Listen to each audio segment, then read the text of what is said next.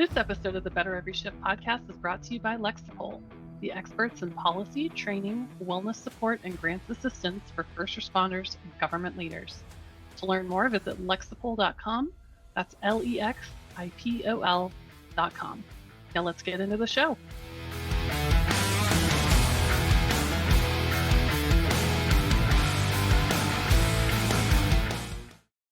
Hey everybody, welcome to the Better Every Shift podcast. My name is Aaron Zamzow. I'm a fire officer.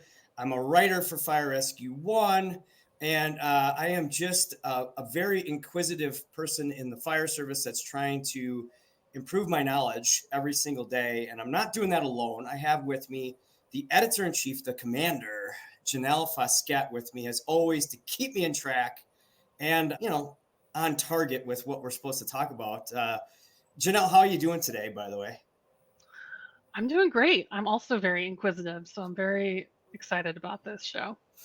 Our guest today is Chief Tom Jenkins. And before I get into what he does, he's got the silky smooth voice, by the way, folks. You need to listen to him for that reason, number one. But number two, he's going to talk about the new National Emergency Response Information System, NERIS. Now, you may have heard it before as NFIRS, but that's going to go away, and you're going to be hearing about NERIS. And you might have already, and you might have these questions as to what the heck it is. We'll get into that. But first and foremost, Chief Tom Jenkins, he's the research program manager for the Fire Safety Research Institute, FSRI, which is part of the UL Research Institute. Actually, he's been there for a year. And his main job is to really launch this NERIS system, which again, we're going to ask questions to him. We're going to dig into that, and we are going to give you all the nuggets and information that you need. So stay tuned. But prior to joining this is kind of where I love talking to chiefs like yourself. Like, you served for 26 years, retiring as a fire chief for the city of Rogers, Arkansas, but you're from Oklahoma. Chief, how did you get to where you are today? Give us a little backstory and welcome to the show. Thank you for having me. It's good to be with both of you. I like to tell people I kind of Forrest Gump my way into being a chief.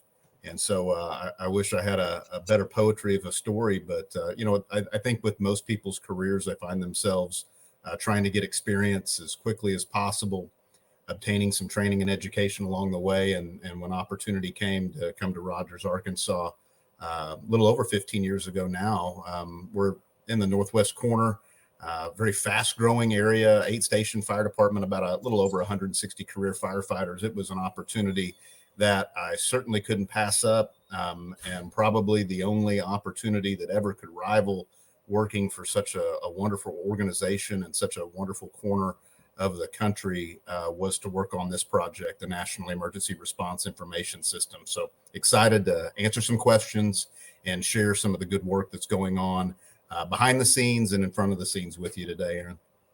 You got your education. You said you started at Oklahoma State and then you got your master's. Go through that process because you're totally about acquiring knowledge, and give me a little more about where you went and from the education side. Sure. Yeah. When I was on the fire department, I attended Oklahoma State University, the School of Fire Protection and Safety Engineering Technology. That's been over there since 1937. And so after that, I got my master's in public administration from the University of Oklahoma. So if you know anything about Oklahoma sports, it's a very well-balanced pedigree to attend both of those universities, but went through the EFO program and certainly am somebody who's a proponent of education and experience and really trying to cabbage on to any good opportunity we have to take care of our profession that as you know, out there on company every day, Aaron, the hazards that our firefighters face, the rapidity that things are changing, and the demands placed upon our nation's firefighters by citizens that's not a list that's shrinking. And so, we have to have leaders that are as prepared as possible, knowing that that's an impossible recipe to really accomplish. That you just had to cabbage on to those opportunities, and I tried to do that as best I could, knowing that the best training I had to be a leader and a chief was from all the bruises and bumps I got along the way, quite frankly. A lot of ice and ibuprofen, a lot of pages read to get to where you are. You know, and you talked about how the atmosphere of and the culture of and the job of firefighting has changed a little bit. One of the things though that I think we've done a much better job is justifying the job a little bit more with data, right? Like, tell me a little bit more about why data is so important for us in the fire service. Well, one thing is for sure, I don't know exactly how long you've been on the job, but I would wager a guess that we probably came on around the same time. And whether or not that's true or not, I think everybody respects that in every survey ever done, firefighters are the most trusted government employee. And I think that what that did decades ago is it kind of indoctrinated our leadership to make emotional arguments when they needed resources, more firefighters, more fire stations, fire companies, tools, equipment, you name it, because it worked. I don't even know that it's bad science. It just, I think a lot of times the emotional argument of, hey, we really need this ladder truck. We need these firefighters because if we don't, bad things will happen. People will die. Property will burn. And that argument worked. I don't know that I can fault our predecessors for utilizing a tactic that hit the bullseye, but it's finite government resources and the services that our cities offer to communities and the demands placed on us by our communities changed. I know in the 2.5 decades I was on the fire department, the calls that we responded to, the frequency of those calls, the spectrum increased a lot, and our firefighters are busy with a lot of emerging stuff that they didn't have to mess with even just 10 years ago. At the same time, fire is still a very relevant threat, killing over 3,000 people on average every year, more than all other natural disasters combined. And we don't really do a great job of telling that story, that this emerging threat and this historical conventional threat that firefighters have to deal with, those are both still in play. And so, in today's fire service leader, today's fire chief, they've got to be real good at articulating data. And because data without leadership, that's just numbers. And that didn't get any more firefighters. That didn't add any fire companies or ambulances or tools and equipment. And so, one of the primary goals of NERIS is to make the job of our nation's fire service leaders and the firefighters within those departments, to make it easier, to make it better and more effective by just telling a more comprehensive story as to what we're doing. Okay, so you mentioned NERIS. So all right, here it is. What do you want the new company officer? What do you want the new firefighter? What do you want any firefighter, anyone in the fire service to know? Start with a bottom platform. What is NERIS? What do you want us to know about it? Well, let's start actually, if it's cool with you. Let's talk about NFIRS. NFIRS has been around for about 50 years. It was computerized at some point in time, and it's been static with very, very few changes to it for well over 2 decades. As a matter of fact, in my entire career, I don't ever remember it changing. So much so that I still have a ton of information memorized that as to how to kind of get the read out of a report. And 132, 33, 34, 55, right? 561. Sorry. You memorize all of this information. And so while NFIRS was not all bad, it did not tell a comprehensive story. And you had to, as firefighters, we had cheat sheets. You kind of figured out how to put things in different buckets, and just some things weren't counted. Something that is on the minds of a lot of people these days are lithium-ion battery fires, that there's not a real good way to know the frequency of those occurring just in your community, much less nationwide. Some states have attempted to, put a Band-Aid on it and have, different surveys, but let's just say that the legacy system, we outgrew it with the job that we do. And so the National Emergency Response Information System, NERIS, will replace NFIRS. And what it will do is not just replace that system. This is not putting wrapping paper on an old system. It is revisioning the information that we need to take care of our firefighters in terms of understanding community risk, in terms of understanding department performance and deployment, and just collecting information that's relevant. Like, a real world example was when I was a fire chief in Rogers, we had 9 fire companies every day. that were staffed. And, that's not a huge organization. It's not a small organization either. And only a handful of those were equipped with hydraulic extrication tools. And I had a very motivated company officer that received a transfer to a company that was not equipped with the jaws. And he made a very passionate, emotional argument to me that the company he was newly assigned to, well, they needed jaws. The real reason was likely because he liked to destroy things and help the public in the process. I'm with him. It's fun. I mean, and you can learn a lot about the construction of cars. I'll give him that side of it too. If the biggest problem I had as a fire chief was a gung-ho firefighter, I didn't have any problems. Mm-hmm. But what I encountered was an opportunity to say, hey, we were an accredited department. We were an ISO 1. I'd like to think we did a pretty good job at collecting data, interpreting it, and making decisions from it. And so I went and looked at our legacy system then to try to figure out how many times do we cut using hydraulic extrication equipment on transportation vehicles to effect a rescue to the public. You can't answer the question. Not reliably, not well. Maybe there's some department that figured it out in some other system. But that was a pretty simple problem that I had that I just couldn't answer.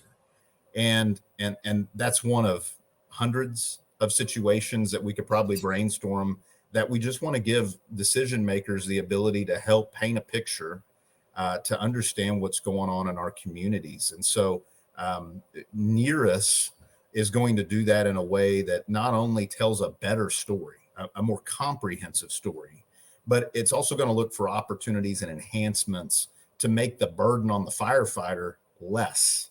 And that's a heavy lift to do both those things simultaneously.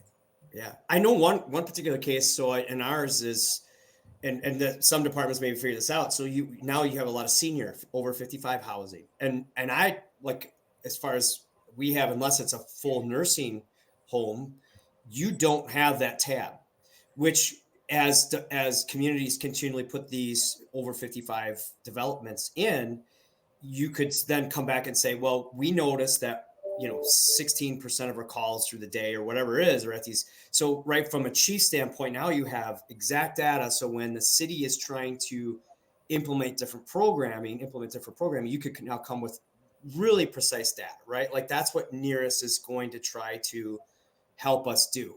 Correct? Absolutely. Yeah. It's answering the questions of what we go to. I mean, incident types were not necessarily comprehensive in some regard, and in others they were confusing. I've met very few firefighters and company officers that could look through the list of false alarm types and really understand when they had steam from a shower set off a fire alarm. How does that need to be coded? Yeah. And when firefighters get frustrated and when it starts to feel like busy work or a chore, then we're going to lose a lot of data integrity, right? They're going to get lazy and they're just going to try to get it done. And so NERIS, we've approached this from a fresh perspective. Back in December, we released some draft data schemas, the list of information that we want to collect for comment to the fire service. And we received over 1,600 individual items of feedback. The fire service wants good information. It wants good data. They know it's necessary. And that's what we're going to usher in. This is going to be a new day and age of data collection and data-driven decision-making that hopefully is a win-win for everybody involved in this business. Okay, so now my mind is, so we use Image Trend for our reporting system. I know there's other reporting systems. Did you use that as well, or what did you guys use for your familiar with it? Yeah, we were ESO, Firehouse. Yeah, we used a lot. Yeah, so those systems will still be in play, correct? Now they are kind of the translator for what the information is. Is that right? Can you explain that kind of a little bit more? Because right now people are probably thinking, okay, I use, like Zam said, we use Image Trend or we use Firehouse. That's what we know. But basically they're going off of the net right now it's NFIRS, but that's going to eventually switch over to NERIS, correct? Yes. And we actually met with the CAD and the RMS, the records management system vendors, like you mentioned, in person just a little over a month ago to continue engagement with them. But what you'll find is that we don't even know how many fire departments there are in this country, but let's say that there's somewhere a little over 30,000.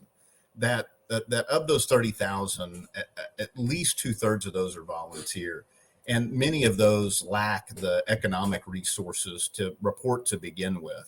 And so we're going to make sure that as part of NERIS, that there will be a free incident data collection app that the small departments, especially, I think will be able to take advantage of that, although anybody could if they so choose.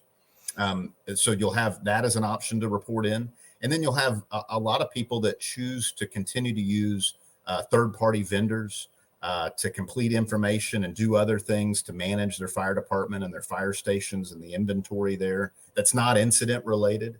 And yeah, the data set changes, but it's still a significant lift because we're asking a lot of questions about what you found and the tactics that you utilized in suppressing the fire or conducting the rescue that we just don't ask now. I think your average firefighter, when they complete their first report on the NERIS data set, they will instantly see that we've been very careful, very calculated in the type of questions and in the options that you have to choose from to tell a more comprehensive story about, what's going on locally. And of course, that's a force multiplier to tell the rest of the story. There's 32 million incidents a year reported right now, give or take. And so there's a lot of information out there that we have to understand better as we roll this system out. So a lot of work going on. Chief, can you share a little bit of the feedback that you got from the many individual comments and even potentially the comments from the vendors themselves? Well, it's change, and anybody that's ushered in change, multiplied over some number of states and territories, communities, regions, metropolitan areas, small rural towns know that it's difficult at best. But what we have found overwhelmingly is a lot of support and wonderful communication from the fire service community. What it told me and how I choose to interpret a lot of the feedback was that, the fire service has opinions. And so the fact that we released those draft data schemas in a way that we were soliciting for feedback, we're going to be doing that again coming up. I'll talk about that later with some other data elements that we're going to have as part of NERIS. But, a lot of that feedback was very conventional. It was firefighters looking at it and going, hey, when you're asking questions about actions and tactics utilized to mitigate an incident, you should ask, when did ventilation occur? Or, hey, you're missing this type of resource. Or, hey, really, this shouldn't be here. You should move this here. We'll have the opportunity with NERIS to integrate into computer-aided dispatch. And we received a lot of comments on it. Some people didn't understand it initially, but what I'd offer to you, and Aaron, I have no doubt that this would resonate with your career, is, right now we tell the story of what we found when we got there. Huge part of the story. No doubt. Nobody debates the validity of that particular chapter of the book. But there's also a story to be told about what you're called for. That if the city of Madison's knocked out for 3 or 4 first alarm fires within a 10-minute time frame, even if they're all false, that means that probably every fire resource in that city is exhausted and unavailable for any other emergency. Even though we don't find any fires, we would currently categorize that as a false call. And so understanding resource depletion and understanding initial incident types, what you're called for, what you find upon arrival, a lot of comments on that. Probably where we had, in my opinion, some of the most valuable feedback was we had 6 prototype departments spread across the country from big to small to medium that tested NERIS. They were entering synthetic data alongside, real incidents, trying to break things, quite frankly. That's what you do, is you develop new IT structures, right? And these departments, which were Orange County, California, West Metro Fire up in Colorado, you had the city of Frisco, Texas, the city of Springdale, Arkansas, Upper Marion Township in Pennsylvania, and Fairfax County Fire Rescue in Virginia. Those departments, they put the system through the ringers. Matter of fact, just wrapped that up in the last couple of weeks, and their feedback about what they liked, what they didn't like, what they didn't understand, is further going to improve the tool. We're not going to get it perfect. And with NERIS, and what's important that firefighters understand about it is this is not a system that's going to sit static for decades untouched, that we're going to improve it. We're going to find opportunities to make it better, because it's mission critical that we tell a comprehensive story. And so having a system that works for your average firefighter, that's important. But the other part of this whole conversation is that we've got to begin a transformation in the fire service where data is not a luxury, right? It's just a fundamental requirement. It's in our DNA. Yeah. And that's got to change. Yeah. Most departments, a lot of the bigger departments are getting a data analyst on staff. And it's obviously sometimes I think it's a little overdue. I mean, probably 15 years overdue. I want to know though, and I'm sure our listeners are kind of like, okay, so what prompted this? Why did we not just change NFIRS, and where did you guys how did you get to the role that you are? And really, what's the start of this? Now, I know the answer, and I love our current fire administration, the head of the fire administration, Dr. Lori, as she likes to just say, you call me Dr. Lori, Dr. Lori Moore-Merrill. She's she's the one who realized this, right? And so explain a little bit of the background, how you got awarded this. I guess is it a contract, and kind of what is your role with FSRI in this? Well, this starts, I don't know whether it's Ernie Mitchell, Keith Bryant, or Dr. Moore-Merrill. I don't know that I can name a U.S. fire administrator that hasn't recognized the need for improvement. What you found with Dr. Moore-Merrill is she found the opportunity and put the energy behind this project to make it a reality, noting that what the problem with NFIRS, the legacy system, is simply that it was too old to be updated successfully. That with anything as complex as incident data collection on a national scale, incremental improvement and revision is probably the most appropriate strategy. And this was an opportunity to take a fresh look and develop a system that was much more technologically advanced. And that's what Dr. Moore did. The UL Fire Safety Research Institute, part of UL's research institutes, we are a contractor. And so we work hand in hand with the United States Fire Administration and the Department of Homeland Security Science and Technology Directorate, all of us working together to make sure that this system becomes a reality. I joined it as a former International Association of Fire Chiefs president a few years ago, and as a fire chief who I think from some operational capacity understood the problem and the need for better data to make informed decisions. And so I was very fortunate to join this team and get involved in this, more of a process than a project that it never stops.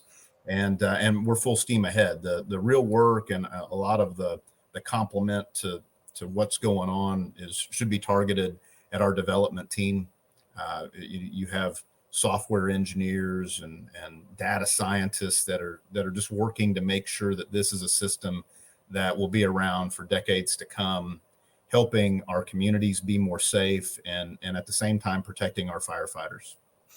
So the role you guys from the UL standpoint, you're kind of setting everything to action. The vision is here. You're putting it to application because that's what UL has done a lot with data analysis over the years.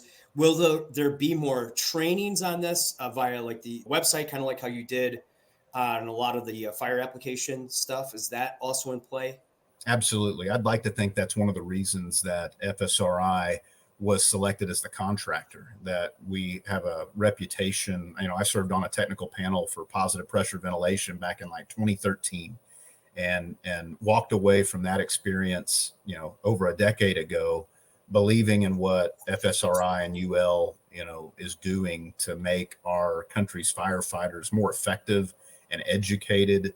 And with this system, we're going to leverage those training and education resources to make sure that our firefighters aren't left having to have cheat sheets and having to memorize a lot of stuff. All the codes go away that you're used to. And so, yeah, that's part of it. I will share this with you, Aaron, is that for this system, of the 6 prototype departments that I named earlier, they were testing it in different ways. Some of them rolled it out to all their departments. Some of them picked kind of some data savvy company officers to play around with it and test it. But 5 of the 6 provided no training to their firefighters who were going to use it. And comment after comment when we were debriefed by them just a few weeks ago was that the system's intuitive. And so there's 2 things going on right now. One, I think that you have a development team and a fire service. Those 1,600 comments make that a reality, right? When the fire service shows up and says, hey, I don't like this in the draft data, and we have an opportunity to change it ahead of time, that gives us a chance to make it flow better for the average firefighter doing a report at 3 a.m. after his 3rd run after midnight. And the other thing is, I think it speaks to who inhabits the seats of our fire stations now. That, it wasn't that long ago that if you were kind of good with computers and technology and you were on the fire department, you were kind of an anomaly, because all these old guys and gals, that's just not what they grew up in. Well, you and I both went to school where computers that was a known quantity, and you were expected to know something about it. And we have devices with us all the time. And that's a good thing. We give a lot of grief to the generations that are populating our ranks, but in the world of NERIS, it's a good thing that they understand how this works better. Yeah, they are a little more technically savvy than the other generations. I chuckled because I pictured Chief Salka asking me to try to get a movie on his iPad. That's how I met him 20 years ago, and I love him to death. But that was kind of my introduction to him. Some of the friends of the podcast, right, were leading some of those departments you mentioned, and they are very technically savvy and data savvy. So that's great to hear. And it's interesting to think about, was that intentional that they didn't offer the training? They wanted to see how intuitive it was. There's definitely differences in the new system, and I don't want to dismiss the need for, education and training, but I do think it's wonderful to know that, like you said, Janelle, that they can say, let's just see how it goes. Let's just put it in their hands and see what happens, and to see that they were successful. That they said, yeah, that worked fine. Like, wow, that's good. That means that the gap to get people up to speed, educate them, it's just a little less than maybe we would have predicted. Okay, so we're talking about something here, and I'm going to swear, all you firefighters and chiefs and people of the fire service, I'm going to say this word, change.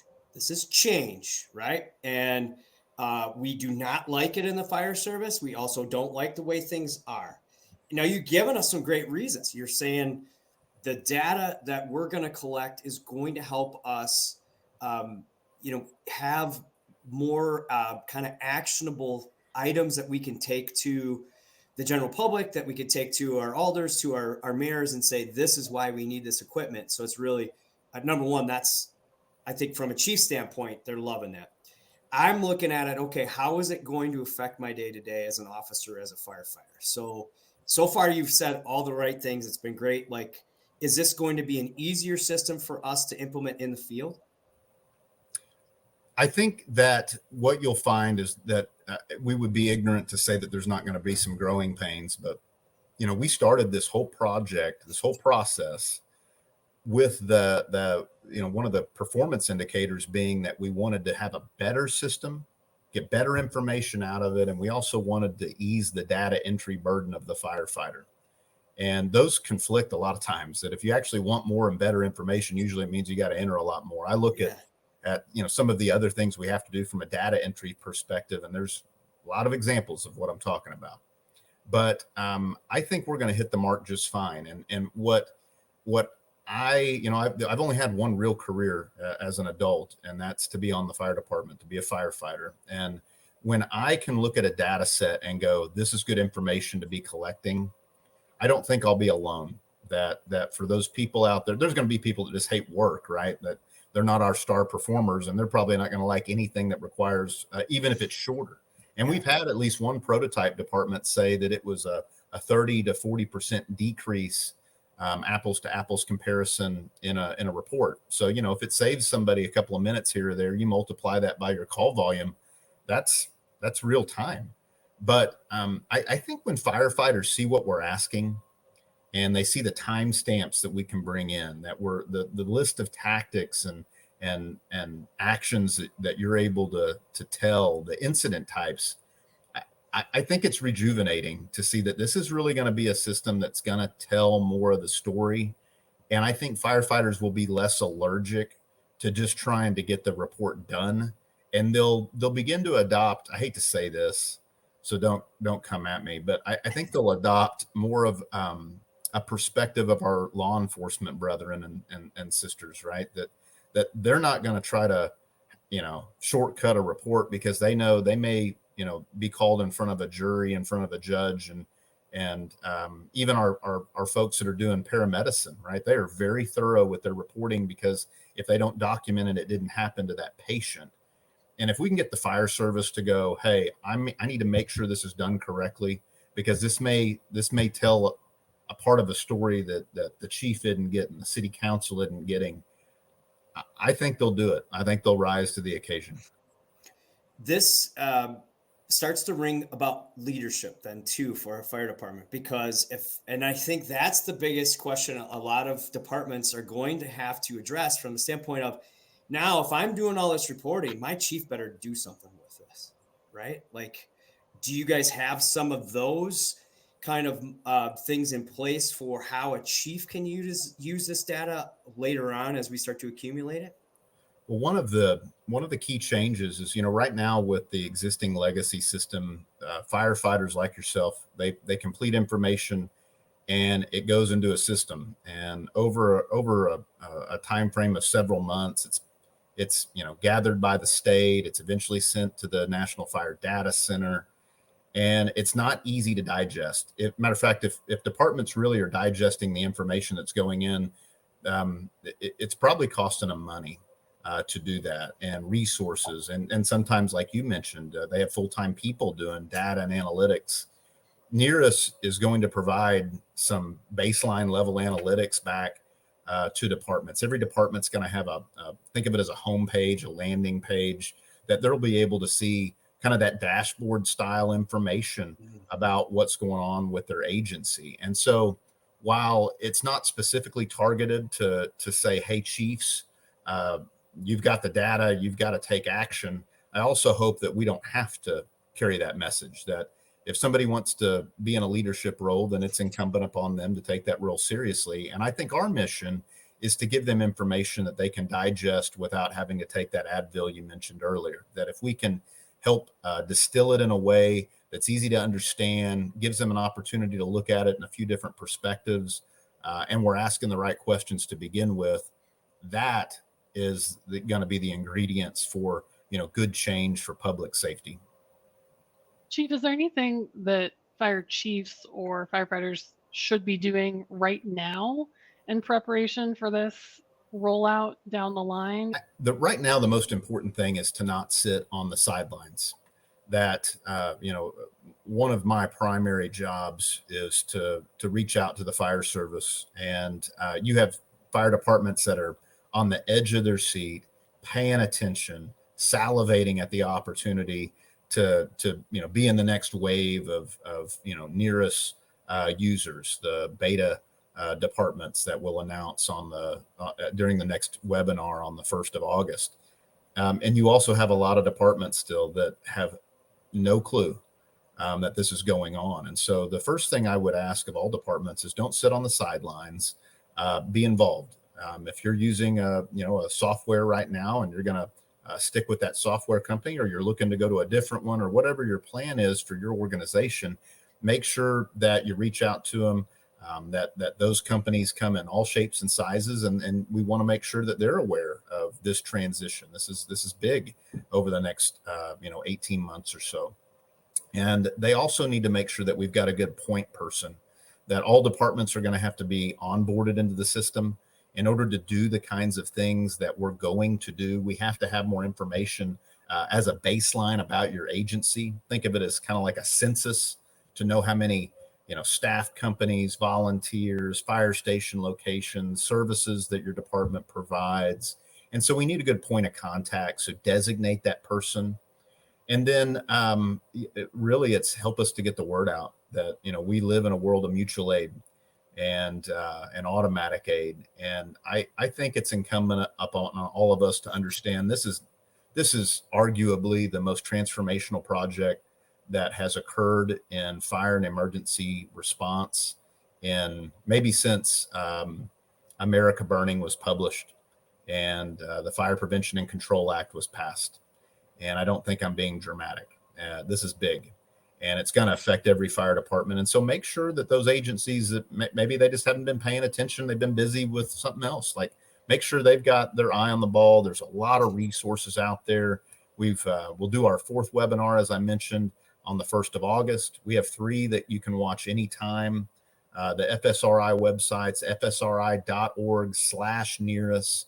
That'll take you there. The USFA has a page for NERIS, and go and educate yourself, and don't expect that, for your software vendors or whatever you're using, don't wait on them. Instead, lean into the project. Yeah. And we'll include links to all that in the show notes as well, and how folks can register for that August 1st webinar. When is this all going live? When is NERIS going to go boom, action date?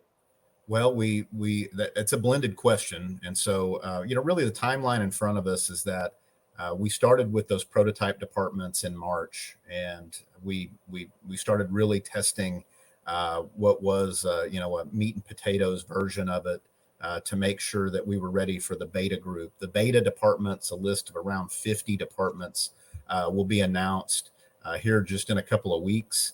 Those departments will begin onboarding and training and education to help us get ready for version 1 release. But those beta departments will start, they'll have the opportunity to start moving over to NERIS full-time as their reporting software on the 1st of January, 2025. Now, 2025 is a year of dual reporting that, at least in my mind, it makes sense when I explain it like 2 volume knobs, right? You wouldn't want to cut over the legacy system and turn up the new one automatically. You kind of want to be slow and methodical. And so 2025 will be a transition year where we'll continue to onboard departments, and they'll really be able to onboard themselves. And then on the 1st of January, 2026, NERIS will be what the reporting system is for our nation's fire and emergency responders. So 18 months. We're giving everybody plenty of time. I think this podcast should be something that departments, if you're listening, have this as the intro to NERIS, because this has been some great information, Chief. We appreciate it. Is there anything else that you think is really essential for people to know in the fire service, just about this project and about the data collection in general? Well, I'd reiterate that our primary goal, and one of the reasons that I retired from the fire department to come work on this project, is it's like going from working for one fire department to working for all 30 whatever thousand of them. And the people behind the scenes, those developers led by our principal investigator, Craig Weinshank, who's been involved in fire service data and research and fire behavior and dynamics for years.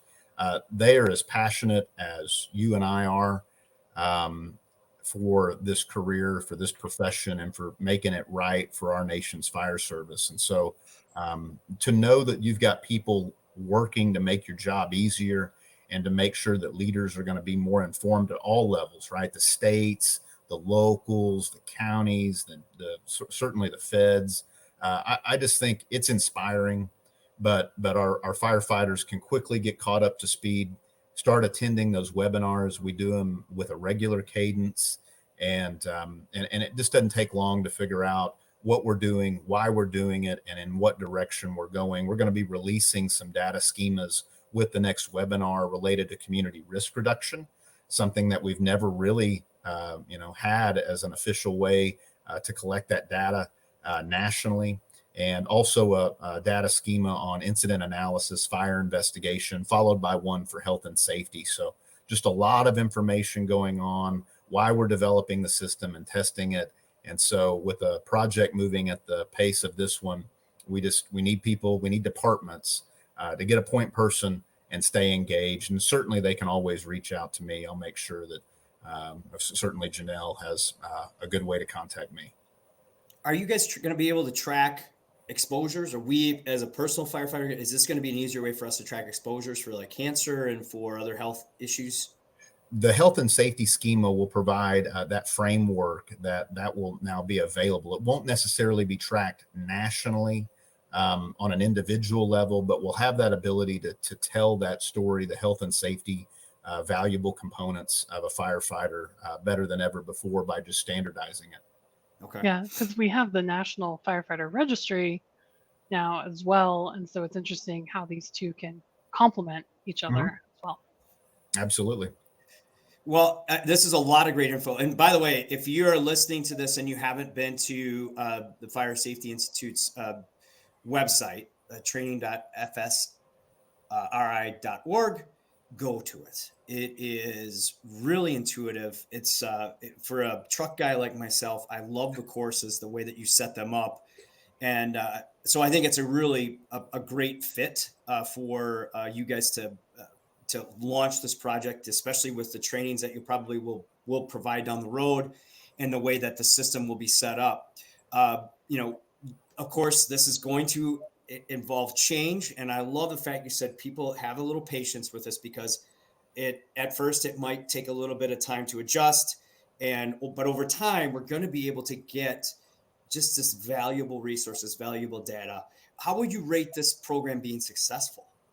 I'd have to, if we were on a 1 to 10 scale, it has been on time and on target and under budget. And so to see a project, a process that is this complicated with this many stakeholders, 1.2, 1.3 million firefighters that need to be able to use it and navigate it all across the country, I've been amazed. And so, I serve as kind of the connective tissue from the project and the people working behind the scenes to the fire service community where I've spent my career.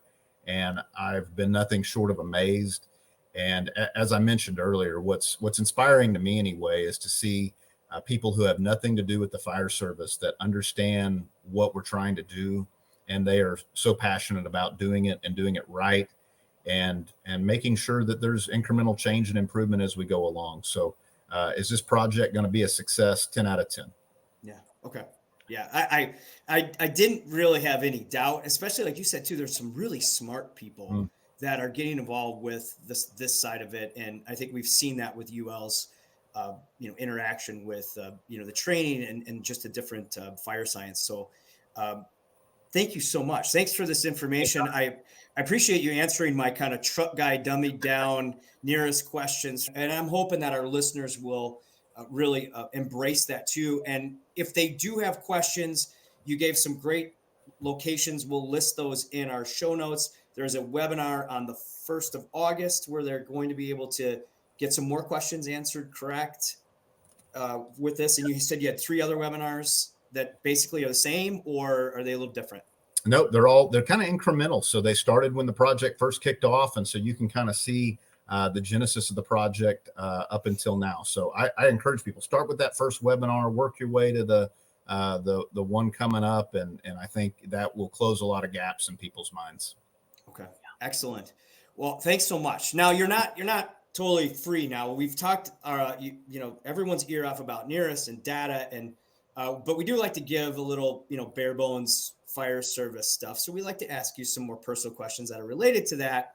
And we like to dig in a little bit more to our guests. And Janelle she always has a great first question for this. So I'm gonna let her lead the way.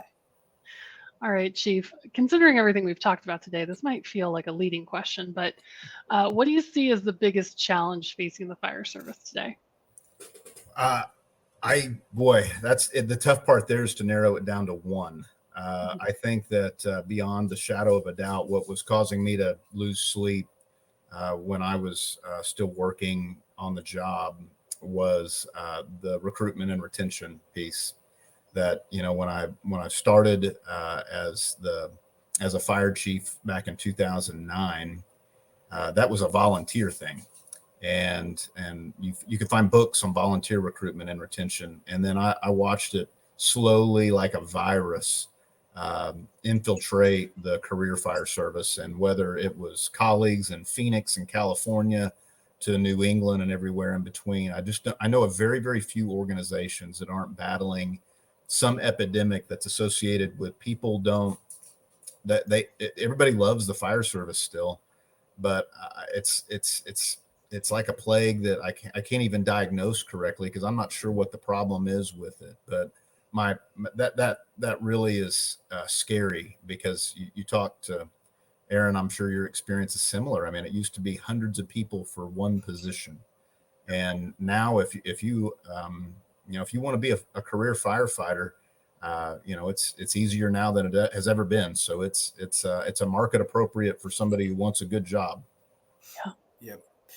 I think there's a lot of people that point the finger to this generation doesn't want to provide service and be of service. And I think that's a little unfair, because, Chief, when you and I got in, there weren't as many opportunities right? Like, you got that job, you kept that job because the job market was a lot more saturated. So I think that's one reason why. And I also think, just like our data, we need to market the fire service differently which is another reason why we need better data.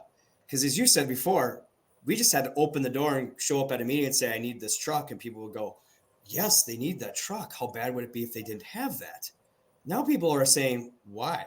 And I think had elaborated on earlier, you're like, some chiefs don't have that why.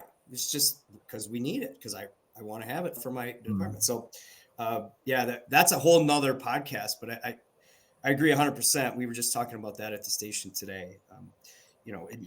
So you speak about challenges off the air. You were talking about personally, you have 3 delinquents, as you like to call them, that you have. You had been a chief for a long time. You don't know who to follow. Oklahoma State, Oklahoma, Arkansas. I know there are a lot of challenges that we all face in our life. And what's the biggest challenge that you've had recently that you've really learned to overcome? Yeah, probably. If I was being fully transparent and personal, I would say that when you're on company and you're working as a firefighter, you have a good opportunity to kind of be balanced. You have to exercise. And there's some peer pressure in a good way. It's not always good, but there can be some peer pressure really to maintain a very well-rounded stature on the job. Not all brain, not all brawn, some balance in between.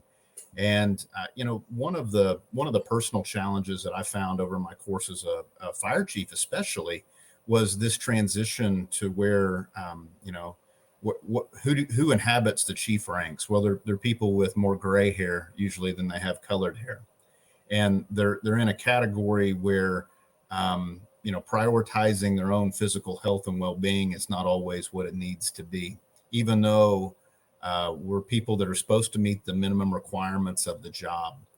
And I know for me, one of the things I always prided myself in was feeling like, or at least striving to try to be described as a firefighter's fire chief, right? That's a great compliment.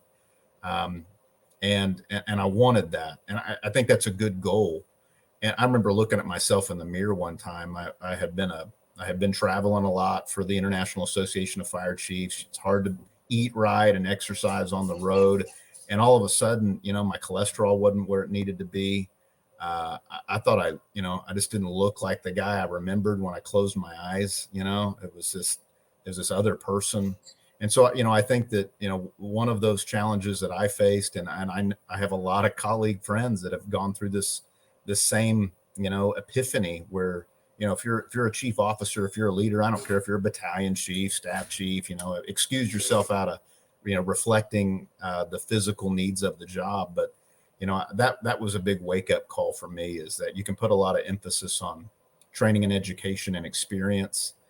But if you can't physically do the job and look the part, if you will, like that was a scary time for me, to realize I had to get my butt in gear and continue to do that now as somebody who's technically retired and a pensioner. You're not retired. You just moved on to a different position. That's right. What was the biggest change you made, if I can ask? Because there's a lot of people I think that are listening to this going, yeah, I'm kind of at that point. Like, what would you advise them to do? What did you do? in full disclosure, I'm currently kind of developing a class on this because it's, I think you have a lot of firefighters who get really turned off by, within our ranks or some percentage that, the guys who have biceps the size of basketballs. And, I was like, 165 pounds. I was never going to have basketball biceps. It just wasn't in my DNA. But sometimes those people who have these ultra hard physical routines, they actually do the opposite around, other women and men, right? It kind of disenfranchises them from exercising because they don't feel like they can keep up. It's just ego, I suppose. And, for me, what I had to do was stop lying to myself, right? That when I traveled a lot, I always have just trying to stay involved. You have to be on the road to stay connected. And it's easy to say, I'm traveling. I don't have time to exercise, even though every hotel has a gym and Planet Fitness will give you access to one for like $20 a month anywhere.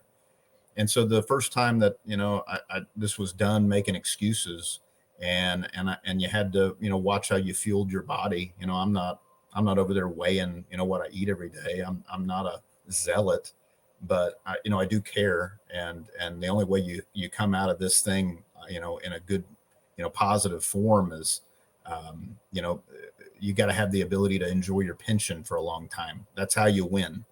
And so for me, it was just to quit lying to myself and find those really small things that I could ratchet up over time to get better.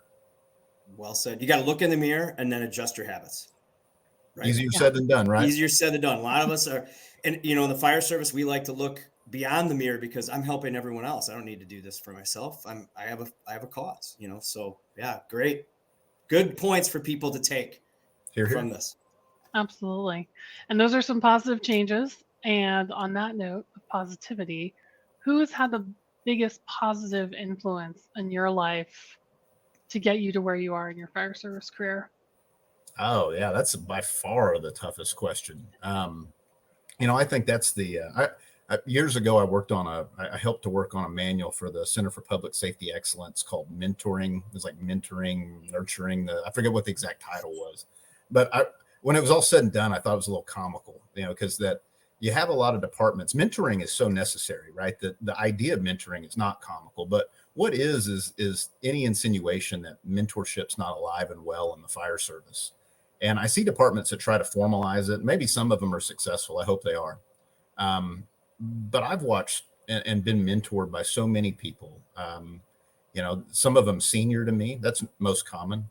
Some of them colleagues, those are the ones you keep secret, that they're your friends, they're your colleagues. You don't want to show all your cards that you're actually kind of, learning from them more than maybe you're letting on. You want to pretend to be a little smarter than you are. But even, I had to write a retirement speech earlier to a person that, never outranked me and was about, a little bit more junior than me. And, I must acknowledge that some of the best mentoring I had was folks that were younger than me. And so I'd be hard pressed to pick one. I mean, I grew up around fire stations, and I think that, the sisterhood and the brotherhood of the fire service, if there's anything that gets us through this recruitment and retention challenge and probably everything else that's going to get thrown our way, it's the fact that we do a pretty good job latching on to people and dropping breadcrumbs. And I couldn't even begin to drop a single name. I was having, coffee with a fire chief the other day, and he was asking me for advice. And on the other, as he's talking to me and asking for advice, I'm scribbling, just wise old owl nuggets that he's sharing with me. And still, even though I'm not on the job now. And so it's hard for me to say. Yeah, you could. I think you take something from every single person that you work with, and sometimes you have to dig a little deeper, right, from each individual. But I think that's exactly what you're saying, Chief. And and then transfer that onto the final question, which is, what are you doing, and how are you getting better? Well, oddly enough, when I had the opportunity to come to FSRI and UL, one of the primary reasons I did it was to do just that.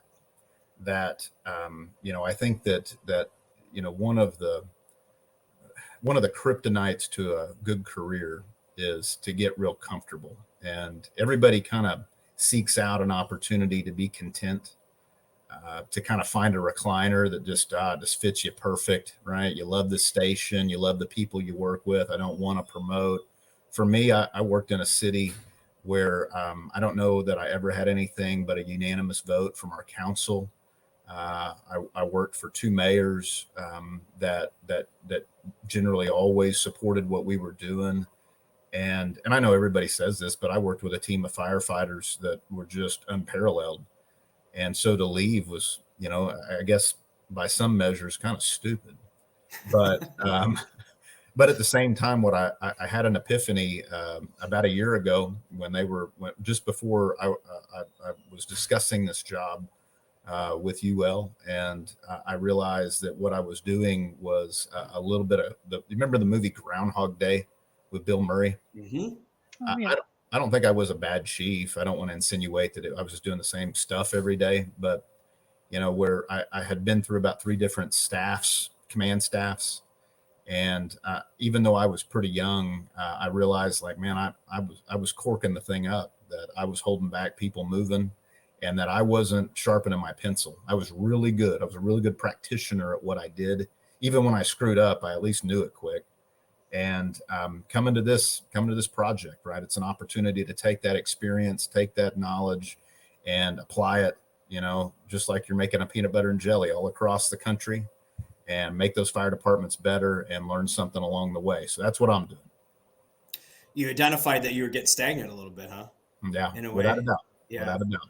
I think that's really crucial that you had that foresight, and that's all part about looking in the mirror, isn't it? Both physically and then mentally, and challenging yourself, and trying to get uncomfortable, which we've heard so many times on the show. And I think that's a great summary to end this a very informative podcast. Again, Chief, thanks for all of your knowledge. Thanks for speaking to me like Forrest Gump's mom in a way that I could understand. Hopefully our listening audience is also kind of nodding and going, okay, I got a better idea of what NERIS is. If they do have more questions, they can email us at bettereveryshift@firerescue1.com.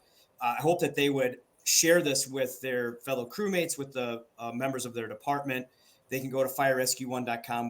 Chief, I think you said it really, really well when you talked about change in the fire service. NERIS is going to be changed. We need to embrace it because it will make us better, make organizations better, make our data better, and also will really help us keep ourselves in business to the future as we continually get different challenges and have different challenges we need to overcome. For our listeners also then, personally, embrace the mirror. Take a look at yourself, find out where you can improve. Just like the change that we're going to have with NERIS, try to make yourself a little uncomfortable. Try to get some change in yourself, because that's what we're all about here on this program. We're all about learning something, doing something, and sharing something to make you and those around you better every shift. Thanks for listening, everybody.